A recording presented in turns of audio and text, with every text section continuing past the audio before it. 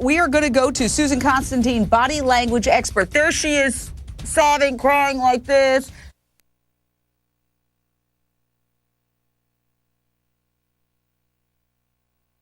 Cruel. She was doing what she had to do. Wow. Okay. Excellent explanation. Thank you for that. Now take a look at the waterworks today. Jodi Arias crying, and really turning on the tears. And as we do that, we are going to go to Susan Constantine, body language expert. There she is, sobbing, crying like this. Effective, phony, genuine. What say you? Well, some of the tears are genuine, but a lot of them are towards her own self-pity. How it's going to work with the jury, if you've got some really high emotional people that love storytelling and those wonderful Daniel Steele movies, they'll probably connect with her. But the ones that won't are those type A personalities, want to get to the point. They don't like all the drama.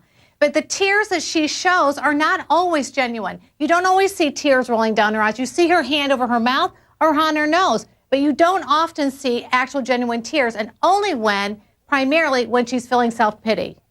Interesting. So many incredible moments to show you from court today.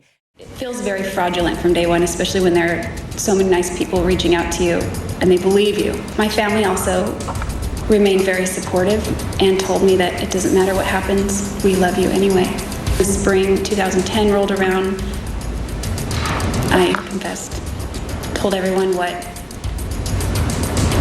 I could remember of the day, and that the intruder story was all BS.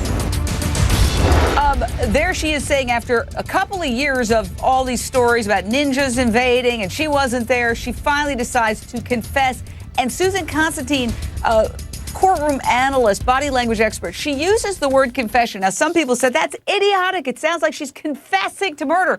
Others say it's brilliant because it's like, I'm going to confess to a little bit, so let me off. See how honest I'm being? Yes, well, see, the thing is, it's a sticky word.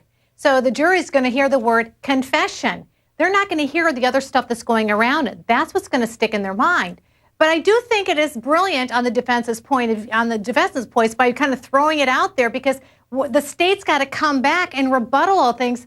And here's the thing is, she's already answered many of those questions. But when you're watching her body language, I'm not seeing that sense of remorse or guilt for what she's done. She still has that very affect look, that there's no emotion there. She doesn't really feel what the words that she's speaking. They're always incongruent, Jane. Well, listen, I think, Wendy Murphy, that there's going to be a real problem for the prosecutor, because sometimes the defense attorneys seem like a prosecutor. Why didn't you call 911?